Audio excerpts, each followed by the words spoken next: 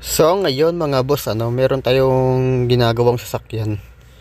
Ito ay Mercedes-Benz S550 AMG na 2014 model yata. Bali dito is magpapalit tayo ng spark plug. Bali makina nito ay V8. Isa to sa mga brand ng sasakyan na mahirap-hirap magpalit ng spark plug kapag hindi kumpleto yung iyong mga tools. Kaya pag magpapalit ka talaga ng mga spark plug, lalo pag mga German cars, kailangan meron ka ng mga special tools. Gaya ng mga extension na may ikli lang, yung mga 2 inches lang yung haba na 3/8 drive.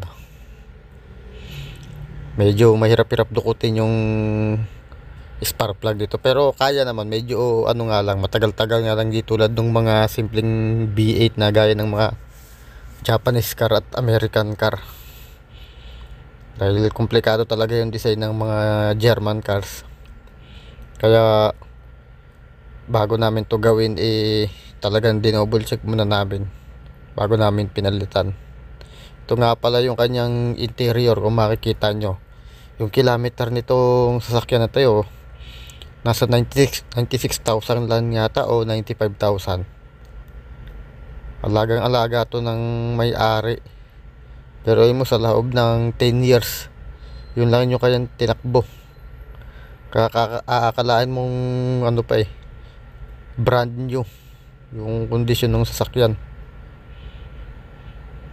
Ayun yung pinaka interior nya. Ayan yung kanyang kilometer.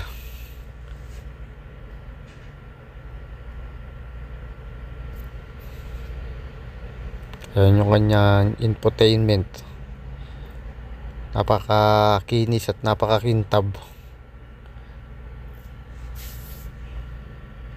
Tapos yung kanyang shifter nga pala nandun sa may likod ng steering wheel.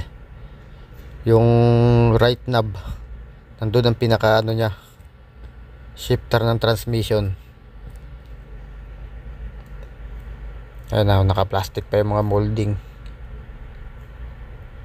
Ayan yung pinaka exterior ng sasakyan.